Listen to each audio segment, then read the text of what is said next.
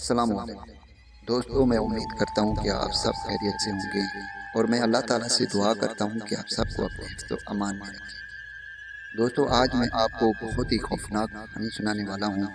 اگر آپ رات کے وقت اس کہانی کو سن رہے ہیں تو آپ نے سب سے پہلے آیت الکرسی کا ورد کرنا ہے، اس کے بعد ہی آپ نے کہانی کو سننی ہے، کیونکہ رات کے وقت جب ان چیزوں کے بارے میں بات کی جاتی ہے تو وہ آس پاس آ جاتی ہے۔ تو چلیے کہانی کا آغاز کرتے ہیں۔ دوستو، یہ کہانی 4 دوستوں کی ہے، عاصم، نبیل، زویب اور شاہد کی ہے، جو ایک طول عرصے بعد اپنی مصروف زندگی سے وقت نکال کر پکنک پر جانے کا منصوبہ بناتے ہیں۔ عاصم، جو ہمیشہ مہم جوئی کا شوقین تھا، اس نے تجویز دی کہ اس بار کسی ایسی جگہ جائیں گے جہاں پہلے کبھی نہ گئے۔ نبیل نے ایک ویران علاقے کے بارے میں بتایا جو پاکستان کے شمالی حصے میں تھا، جو اپنی خوبصورتی اور پراسراریت کے لیے مشہور تھی، جو پاکستان کے ضلع خیبر پختونخوا میں واقع تھا۔ یہ جگہ کافی دور تھی، لیکن یقین مانو ایسی قدرتی خوبصورتی کہیں اور نہیں ملے گی۔ نبیل نے جوش سے کہا، تو پھر طے ہوا، کل صبح جلدی نکلیں گے۔ زویب نے مسکراتے ہوئے جواب دیا اور کہا کہ میرے پاس کار ہے۔ صبح سویرے چاروں دوست اپنے کار میں روانہ ہوئے۔ سفر کے دوران وہ ہنستے گاتے اور خوبصورت مناظر سے لطف اندوز ہوتے رہے۔ راستہ کچا اور پہاڑی تھا، اور جوں جوں وہ اپنی منزل کے قریب پہنچ رہے تھے، منظرنامہ زیادہ ویران اور سنسان ہوتا جا رہا تھا۔ یہ جگہ واقعی عجیب سی لگ رہی ہے، شاہد نے گاڑی کے شیشے سے باہر جھانکتے ہوئے کہا۔ عجیب؟ ارے بھائی، یہ تو پکنک کا حصہ ہے، عاصم نے ہنستے ہوئے جواب دیا۔ آخر کار وہ ایک گاؤں کے قریب پہنچے جو ان کے منزل سے کچھ ہی فاصلے پر تھا۔ یہ گاؤں بہت ویران اور خاموش تھا، جیسے یہاں کوئی رہتا ہی نہ ہو۔ گھروں کی دیواریں ٹوٹی پھوٹی ہوئی تھی اور دروازے ہلکی ہوا سے چرچرا رہے تھے۔ یہ گاؤں دیکھ کر تو مجھے کچھ عجیب سا محسوس ہو رہا ہے، زویب نے کہا۔ بس تھوڑا اور، پھر ہم اس جگہ پہنچ جائیں گے جہاں ہم نے پکنک کرنی ہے، نبیل نے گاڑی کی رفتار بڑھاتے ہوئے کہا۔ دوپہر کو وہ ایک وسیع وادی میں پہنچے جہاں وہ کیمپ لگانے کا ارادہ رکھتے تھے۔ ارد گرد پہاڑیوں کا سلسلہ تھا اور درمیان میں ایک جھیل تھی جو دھند سے ڈھکی ہوئی تھی۔ یہ سوچ کر خوش تھے کہ یہ جگہ واقعی ان کی توقعات سے بڑھ کر خوبصورت تھی۔ یہ جگہ زبردست ہے، بالکل جیسے فلموں میں دیکھتے ہیں، عاصم نے کہا۔ انہوں نے جلدی سے اپنا کیمپ تیار کیا اور جھیل کے قریب بیٹھ کر کھانے پینے کا انتظام کرنے لگے۔ رات کا اندھیرا چھانے لگا اور ہوا میں ایک عجیب سی سردی بڑھنے لگی۔ چاروں دوست آگ جلا کر بیٹھ گئے اور کہانیاں سننے لگے۔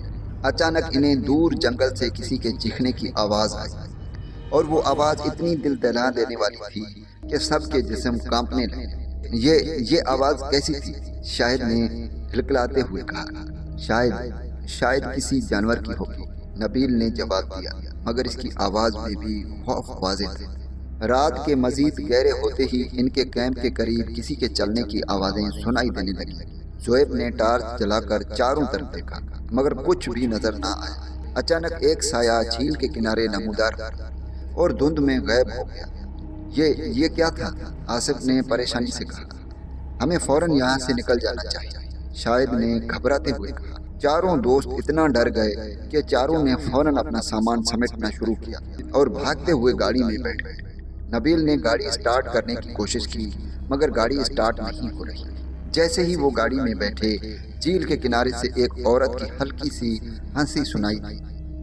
یہ آواز کہاں سے آ رہی ہے؟ زویب نے کپکپاتے ہوئے کہا۔ اچانک وہ عورت دھند میں سے نمودار ہوئی۔ اس کے بال بکھرے ہوئے تھے اور اس کی آنکھیں اندھیرے میں سرخ چمک رہی تھیں۔ وہ آہستہ آہستہ گاڑی کے قریب آ رہی تھی۔ یہ کوئی انسان نہیں ہے، عاصم نے چیختے ہوئے کہا۔ عورت کی موجودگی نے ان کے اعصاب کو مفلوج کر دیا۔ وہ گاڑی کے شیشے سے انہیں دیکھ رہی تھی اور پھر ایک عجیب بلند آواز میں ہنسنے لگی۔ یہ ہنسی اتنی خوفناک تھی کہ گاڑی کے اندر بیٹھے سب کے جسم کانپنے لگے۔ نبیل نے دوبارہ گاڑی اسٹارٹ کرنے کی کوشش کی، لیکن انجن کی آواز بھی خاموش ہو چکی تھی۔ یہ سب کچھ ہماری غلطی ہے، ہمیں یہاں نہیں آنا چاہیے تھا، شاہد نے زور سے روتے ہوئے کہا۔ اس کی آنکھوں میں خوف جھلک رہا تھا۔ عورت نے گاڑی کے دروازے پر ہاتھ رکھا اور زور سے کھینچنے کی کوشش کی۔ دروازہ توڑنے کی خوفناک آواز گاڑی کے اندر گونجنے لگی۔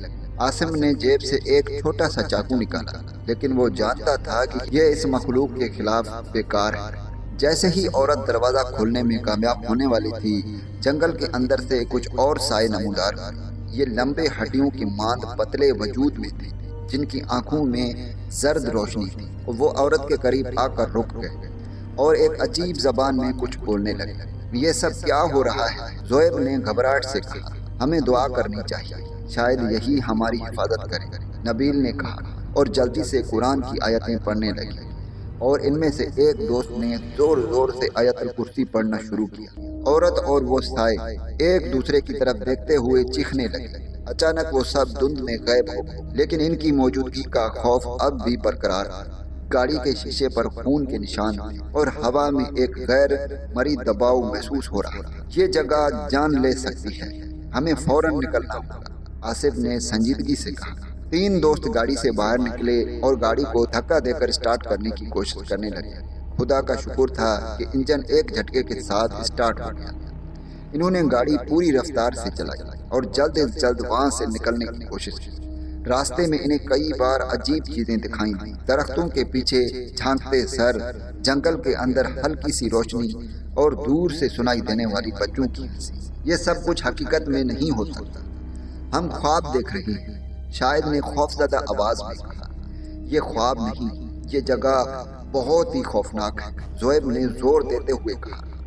जैसे ही वो गाड़ी के करीब पहुंचे, एक बार फिर गाड़ी रुक गई और इर्द गिर्द मुकम्मल खामोशी और चांदनी रात में गांव के खस्ता हाल मकानात मजीद पुरस्कार लग रहे थे।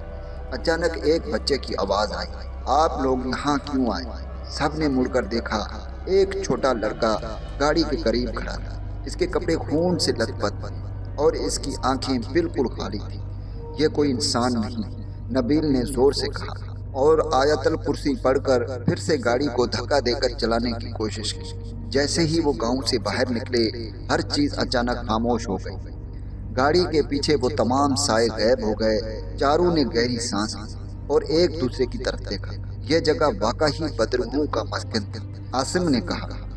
यह तजर्बा हमें जिंदगी भर नहीं भूलेगा, ज़ोएब ने अफसरदगी से कहा।